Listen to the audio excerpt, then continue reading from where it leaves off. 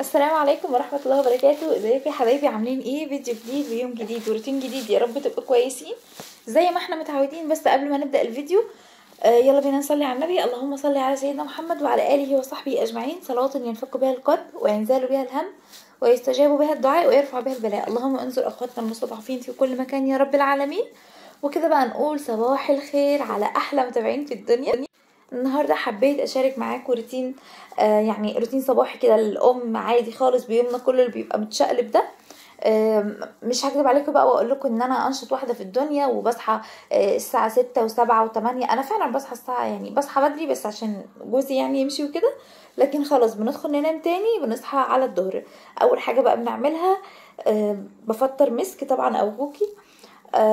كنت عامله لها ايه؟ كنت عامله لها شوفان وتمر، شوفان وتمر وتفاح، دول مسلوقين وبعدين اعطيهم ضربه كده بالهاند بلندر. والحمد لله بعد ما اكلت بقى بديها الشاور بتاعها وبشربها بقى وبغير لها وكده، يبقى خلاص مسك. يعني خلاص بقى دورها خلص. نيجي بقى ايه؟ المامي بقى لازم عشان يعني تصمد لاخر اليوم، فلازم برضه هي كمان تفطر، صح ولا ايه؟ فهعمل بقى هنا كده ساندوتش سريع وكوبايه شاي بلبن كده. انا طبعا انتوا عارفين يعني من الفيديو اللي فات ان انا بحاول ان انا اظبط اكلي الفتره دي. والحمد لله يعني بصراحه حاسه ان الموضوع فارق معايا، وحاسه ان نفسيتي انا احسن، وحاسه كمان يعني جسمانيا افضل، وحاسه يعني ايه، لا في نشاط يعني احسن شويه.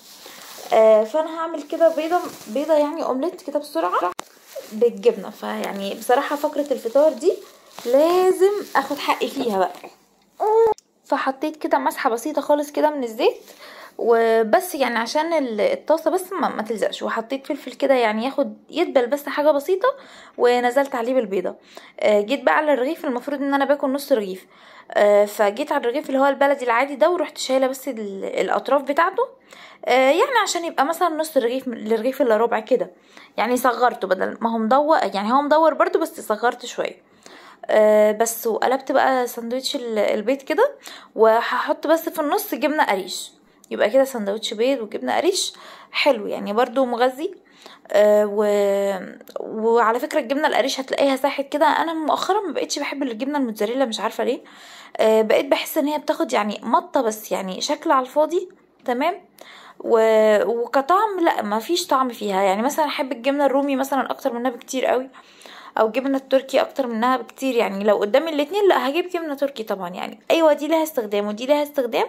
بس الجبنه الرومي برضو لو اتحطت في سندوتشات بتسيح وبتبقى طعمها حلو، لكن عكس مثلا الموتزاريلا بتسيح بس.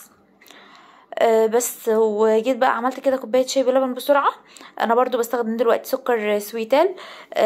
طبعا يعني موقفه سكر شويه. بس هاخد بقى كوبايه شاي بلبن وهروح افطر. يعني بحاول بقى ان انا اعمل لنفسي في الوقت ده يعني روقان شويه. هو انا عقبال ما يعني بصحى امسح كده اللي مسكي كده وشها، وافطرها واحميها واغير لها والبسها تاني. بحاول بعدها يعني ممكن ارضعها مثلا تنام وممكن لا. بحاول بقى في الوقت ده ان انا يعني ايه اروق بقى على نفسي شويه، افتح حاجه قديمه، افتح مسلسل، افتح اي حاجه، وبعدين اشوف اللي ورايا. فانا ممكن افطر على الساعه 2 للاسف، ودي حاجه يعني بقولها اسفه. لان برضو انت لو عايزه جسمك يحرق افضل، فانت المفروض ان انت بتقدمي الفطار، يعني بتخلي مثلا 8 9 كده افضل. ولكن يعني بقى الله المستعان. بعد ما انتخت بقى وظبطت كده، كنت عايزه اعمل حاجه حلوه بس ما اكلتهاش في وقتها، او يعني الخطه ان انا ما كنتش هاكلها في وقتها يعني. كنت عايزه اعمل حاجه حلوه وبرضو حاجه حلوه تكون صحيه، وما عكش قوي كتير يعني في الدايت. فجيت جبت هنا 5 معالق من الشوفان. الشوفان ده بتاع دوبيلا 600 جرام تقريبا، عاملين 75 جنيه او 70 جنيه بالظبط. وجيت ضربته كده في الكبه اللي هي بتاعت الهاند بلندر عادي. على فكره الكبه دي بصراحه زي ما بنقول كده ايدي ورجلي في المطبخ، ما بس يعني بتغنيني عن الكبه الكبيره كمان. يبقى حطيت 5 معالق من الشوفان، وحطيت عليهم كمان حوالي 1.5 معلقة من الكاكاو اللي هو الخام. كده احنا مش عاملين دقيق اللي هو الدقيق الابيض العادي. وعلى فكرة ممكن تعمليها بالكاكاو بس برضو هتديكي قوام حلو، بس ممكن تحط لها بقى معلقة دقيق في الحالة دي. زي ما قلت لكم احنا بنعمل يعني كيك صحي. تمام. الطعم جميل جدا والله. ولكن هنقارنها بالكيك التاني، يعني ممكن الناس تحب التاني اكتر، بس انا حبيت ده جدا. طعم الشوفان باين فيه شويه ماشي، بس والله طعمها حلو، وجوزي كمان اكل منها قال لي هي مفيش فرق ما بينها وما بين التاني. بس حطيت هنا بقى بيضه، وحطيت عليها 3 معالق من الزيت. ثواني يا جماعه.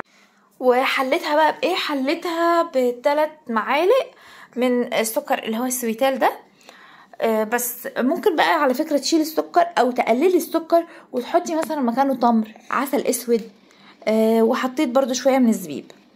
هضربهم بقى كده كويس في الهاند بلندر، واحطهم بقى على الخليط الدقيق او اللي هو بديل الدقيق الابيض اللي احنا عملناه ده.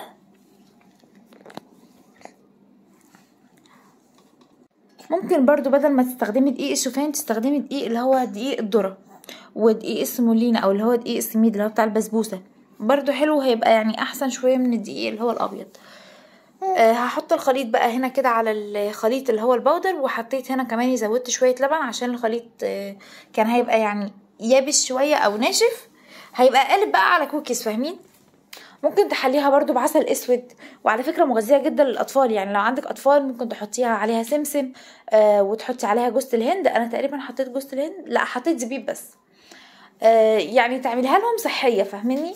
يعني عسل نحل بقى، وبيض ولبن وشوفان وتمر وزبيب وسمسم، يعني دي خيارات كلها قدامكم كده من غير مقادير، يعني انا بقولها دايما بمقادير البركة، فاهمين؟ بالبركة كده زي ايديكي ما تجيب.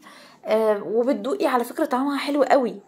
انا حطيت ايه؟ انا تقريبا حطيت معلقتين جوز هند، كنتش مركزة، تقريبا حطيت معلقتين جوز هند.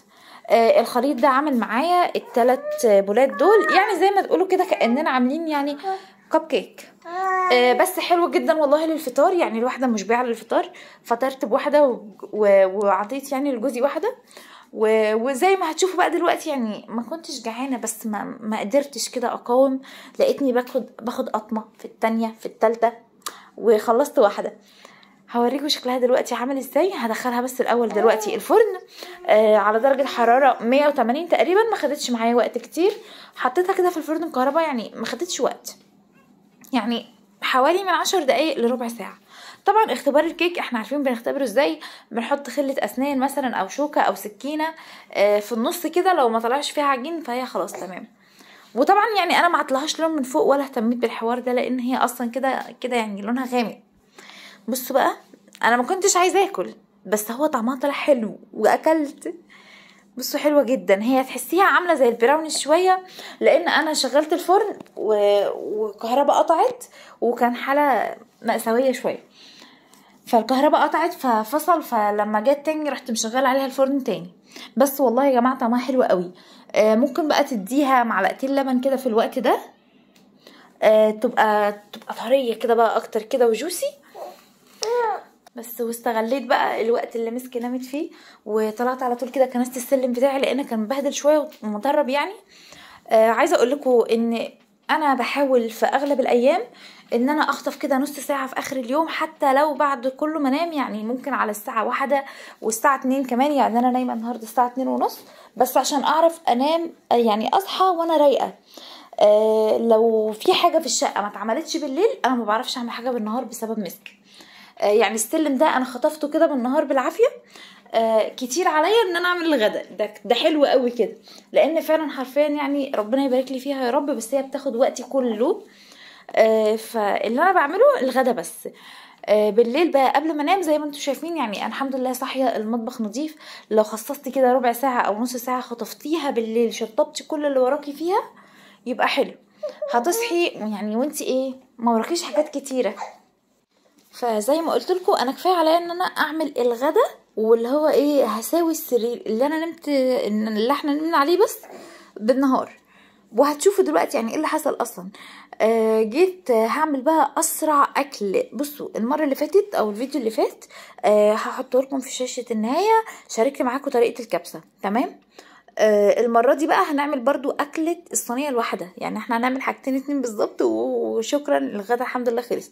هعمل صينيه بطاطس بالفراخ، بس طريقتها حلوه قوي وتتبيلتها حلوه، هتعجبكم. انا واقفه بقطع كده حاجه، ومسك كانت صاحيه وقاعده جنبي في الباونسر، وقاعده بتلعب يعني عادي في امان الله قدام عيني وكل حاجه، وقاعده واقفه جنبها. جبت بصلايه كده قطعتها وهقطع يعني. بصوا، بصل وفلفل وطماطم وتوم، حتى الان مفيش اي افتكاسات، وهي اصلا طريقه يعني ما فيهاش اي افتكاسات خالص. عايزه فلفل الوان بقى حطي، عايزه فلفل اخضر، فلفل حراق، زي ما انت عايزه. هجيب بقى يعني انا استخدمت ايه انا استخدمت بصلتين اتنين، واحده حطيتها في الصينيه والتانية هحطها في الكبه عشان اتبل بيها الفراخ. طبعا انا بعتذر على الصوت اللي بتقطع كل شويه، بس ده اللي انا فيه بقى طول النهار يعني. ربنا يبارك في ولادنا جميعا. حطيت هنا البصلايه والطماطمايه وقرن الفلفل، وحطيت كمان شويه من الزيت. على فكره الزيت بيفرق جدا في تتبيله الفراخ، بيخليها كده يعني بيساعدها اكتر ان هي تنزل الماده الدهنيه اللي فيها. انا كان عندي طماطميه واحده بس، اخدت نصها حطيتها في الكبه، والنص التاني حطيته هنا مع صينيه البطاطس، وحطيت عليها توابل فراخ وفلفل اسود بس. هدعك بقى البصله مع البصل والفلفل والطماطم دول كده مع بعض، وهنزل بقى كده ايه بالبطاطس، هقلبهم كده معايا بحيث ان البطاطس برضو تتبل كويس من البصل والطماطم يعني والحاجات دي. وهروح بقى اتبل ايه اسمها ايه اللي في الكبه يعني، الخليط اللي انا هتبل بيه الفراخ. بصوا، حطيت عليها فص توم، وهنزل بشويه توم باودر وبصل باودر وبابريكا وبس، وشويه بهارات فراخ. طبعا البهارات دي انا ما اقدرش احدد لك فيها يعني، البهارات انا بحسها مفتوحه، البهارات اللي انت بتحبيها ايه تقدري تحطيها فيها. انا حسيت ان البابريكا كتير شويه، لان هم زي ما هم لسه في الاكياس اصلا ما اتفضوش، حطاهم في باب التلاجة، فشلت شويه من البابريكا تاني. بس هديهم بقى ضربه كده كماني في الكبه، بحيث ان انا اتاكد يعني ان هي يعني ان التتبيله شربت كويس كلها من التوابل. وطبعا مش هننسى الملح. بس حطيتهم بقى في الكبه، ودول هتبل بيهم الفراخ. بصوا، انا تبلت الفراخ وحطيتها، عطيت لها غلوه واحده بس كده على البوتاجاز من فوق، وبعدين دخلتها الفرن. قعدت حوالي ساعه ماشي. وكان طعمها خطير وشكلها كان اخضر، بس للاسف يعني انا تبلت دلوقتي الفراخ ولقيت مسك وقعت على وشها وقاعده بتعيط جامد، فما قدرتش ان انا اكمل يعني باقي الفيديو. ومعرفتش بقى خلاص يعني، اتضايقت وقعدت تعيط جامد، فمعرفتش ان انا اكمل باقي تصوير يعني، اكمل لكم الوصفه بعدها بعد ما طلعت من الفرن وكده. ولكن حقيقي اكله سهله، وعملت جنبها رز بالشعريه او بلسان العصفور يعني تحديدا. وبس، من اكلات برضو يعني صيفيه شويه، ما فيهاش بقى تسبيكات مثلا وحاجات تقيله وكده. وكده هنكون وصلنا لنهايه الفيديو. يا ريت بقى ما تنسوش انكم تعملوا لايك، وكمان تشتركوا في القناه، واستنوني في فيديو جاي جديد ان شاء الله. واستودعكم في رعايه الله. مع السلامه.